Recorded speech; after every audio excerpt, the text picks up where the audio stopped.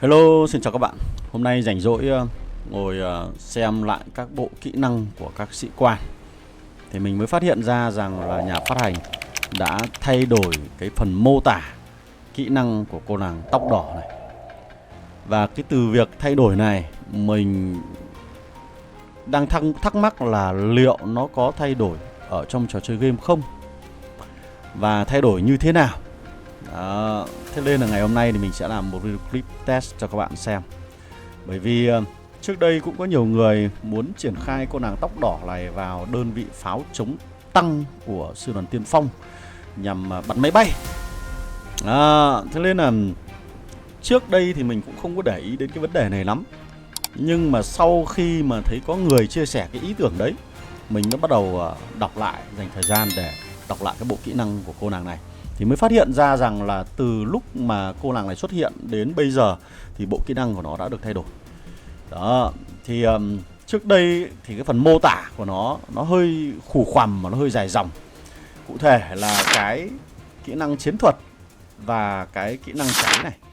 Thì hiện tại như các bạn đã được nhìn thấy đây là nó ghi luôn cái dòng là tăng cái hệ số sát thương kỹ năng sĩ quan.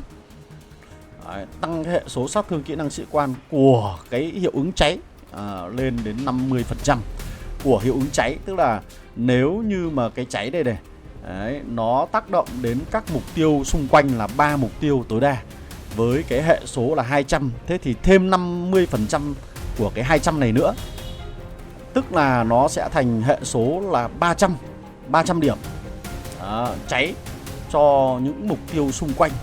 Và ở đây thì nó không nói rõ là mặt đất hay là các đơn vị không quân, nó chỉ ghi là 3 cái mục tiêu của kẻ địch. Đấy. Và các bạn nhớ cái này nó không cần phải triển khai cho các đơn vị pháo binh, nó vẫn được cái phần cháy này. Thế cho nên là ngày trước mình cũng đã có một cái bài video hướng dẫn các bạn chơi đơn vị bộ binh nhưng mà lại triển khai cái cô nàng này để làm sĩ quan ấy. Đấy, nó cháy rất kinh. Thế nhưng mà bây giờ mình sẽ thử cho các bạn một cái bài kiểm thử để xem cái kỹ năng này sau khi nó được sửa đổi thì nó bắn máy bay như thế nào. Nhá. Và xem nó cái tốc độ lan tỏa cái phần sát thương nó ra làm sao các bạn nhỉ. Đấy. Mình chưa tính đến cái kỹ năng này, nó khiến cho cháy nó nhanh hơn. Tell me something about yourself. Ok. Rồi let's go. Rồi đầu tiên là mình sẽ triển khai cô nàng Red Hit này ở trên đơn vị pháo chống tăng và bắt đầu cho bắn vào bang máy bay. Thì dĩ nhiên là ban đầu tiên thì cái đơn vị pháo chống tăng này nó chỉ target vào một chiếc máy bay thôi, nhưng các bạn hãy để ý khi mà cô nàng này xuất skill đó, như đấy, lan lửa cháy bắt đầu lan sang hai đơn vị tiêm kích tiếp theo. Đấy. Và cháy lần 2. Ok. Đấy. Mình chỉ test 2 lần thôi để cho các bạn nhìn thấy được cái hiệu ứng cháy của cô nàng tóc đỏ này. Và đây là phần báo cáo chiến đấu thì các bạn được nhìn thấy là lượng sát thương kỹ năng sĩ quan gây ra là 3,85 triệu và gây ra sát thương cháy cho 2 chiếc tiêm kích khác. Nó là con số này nhé các bạn nhé. Đó. Và bây giờ thì mình sẽ thay đổi một chút là thêm cái anh chàng họa sĩ đại tài vào để xem cái sự kết hợp này nó sẽ như thế nào. Đó. Các bạn hãy chú ý kỹ nhé. Đầu tiên là cái phần sơn xanh xanh, các bạn có thể nhìn thấy chiếc máy bay đầu tiên này nó có phần sơn xanh này, sau đó chiếc máy bay tiếp theo cũng bị dính sơn xanh này. Đấy, và chiếc máy bay thứ 3 cũng bị dính sơn xanh này là của anh chàng tóc đỏ, anh chàng họa sĩ đại tài. Đấy, và sau khi có sơn thì các chiếc máy bay này bắt đầu cháy nhiều hơn. Các bạn nhìn thấy không? Đấy, ok. Rồi chúng ta sẽ tạm dừng lại một chút để đọc cái báo cáo chiến đấu trước để các bạn nhìn thấy xem cái sự kết hợp này nó sẽ đưa chúng ta đi đến đâu. Đây là báo cáo chiến đấu, các bạn nhìn thấy lượng sát thương kỹ năng sĩ quan nó đã gây ra được nhiều hơn. Tuy nhiên là trong tình huống này thì mình cũng không có đo đếm được về cái số lượng phát động kỹ năng sĩ quan, cho nên là nó có thể hơi thiên lệch một chút. Thì có lẽ là mình sẽ làm lại cái phần kiểm thử để cho các bạn xem.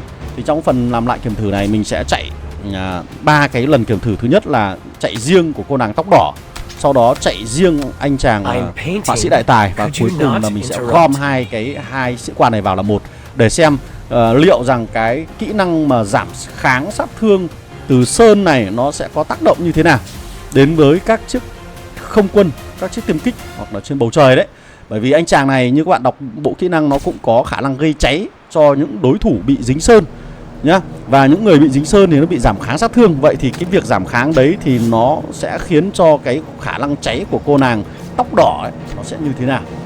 Đầu tiên thì mình sẽ cho các bạn thấy là khả năng cháy của anh chàng họa sĩ đại tài khi được triển khai cho đơn vị pháo chống tăng trước. Đấy, các bạn nhìn thấy là màu xanh nó vẫn đang bay, nó sơn đang bay trên bầu trời. Mỗi một lần kiểm thử thì mình sẽ thực hiện 2 lượt lộ sĩ quan thôi để đo cho nó chính xác các bạn nhé. Đấy. Rồi, như vậy là đầu tiên thì mình đã xong. Và bây giờ là báo cáo chiến đấu của anh chàng họa sĩ đại tài. Các bạn nhìn thấy là anh ta gây ra được tổng độ sát thương bằng kỹ năng sĩ quan là hơn 2 triệu điểm nhá. Các bạn có thể cáp cái màn hình của phần báo cáo chiến đấu lại để sau đó so sánh cho nó dễ. Và tiếp theo thì là đến cô nàng tóc đỏ, chúng ta sẽ thấy. Đó. Còn nếu các bạn mà không cáp lại thì đến phần cuối của video clip thì mình sẽ có một cái bảng thống kê tổng kết để các bạn nhìn thấy luôn nhá, xem là liệu sự kết hợp này nó sẽ khiến cho các chiếc pháo chống tăng của chúng ta mạnh mẽ được đến đâu. Đấy, rồi xong rồi. Vậy là đến lượt của cô nàng tóc đỏ cũng đã xong. Đây là báo cáo chiến đấu này.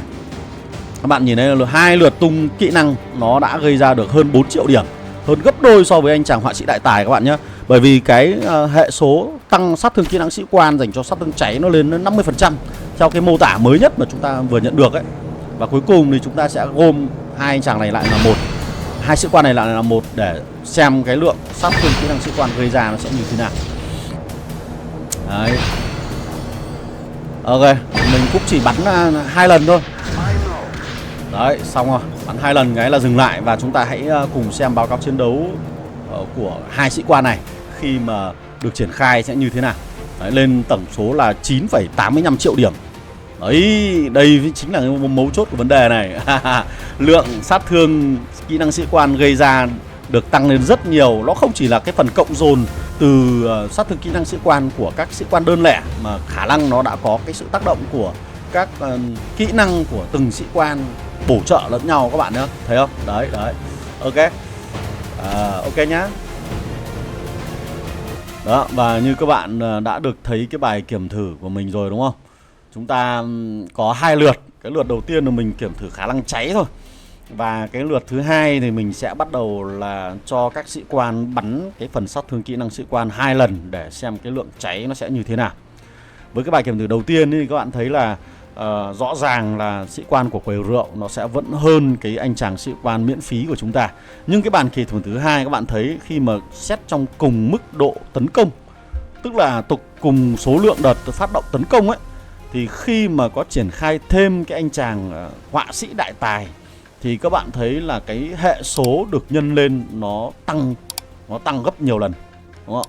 Nó không chỉ dừng lại ở việc cộng dồn cái lượng sát thương kỹ năng sĩ quan của cả hai sĩ quan, mà nó còn bổ trợ được cái hiệu ứng cho nhau.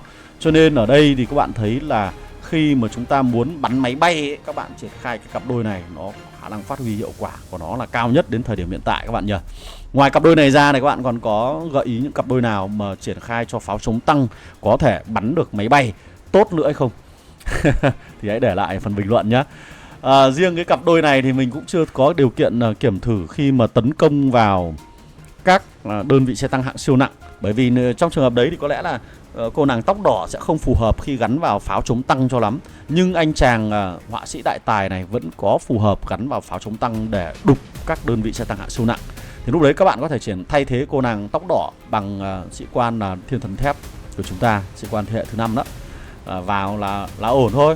Trong đó thì tóc đỏ vẫn nằm ở trong một con pháo binh khác là chuẩn bài rồi. Ok.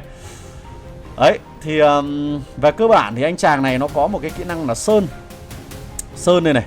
Đấy, và cái hiệu ứng sơn, hệ số sát thương kỹ năng của sơn ấy, nó cũng là 200, tức là nó sau khi sơn xong nó bắn cháy cũng là 200. Và đặc biệt là một kỹ năng này là những đối tượng nào bị sơn vào rồi ấy, mà bị dính sơn sẽ bị giảm kháng sát thương đi 15%. Như vậy là hai cái đơn vị máy bay mà bị dính sát thương sơn, dính phần sơn ấy, thì nó cũng bị ăn nhiều sát thương hơn đến từ lượng cháy của tóc đỏ. Đấy, đấy chính là cái điểm bí quyết đó. Nha. Đấy, anh chàng này thì mình soi rồi, nó không có thay đổi về mặt mô tả kỹ năng, vì chỉ có cô nàng này. Ok.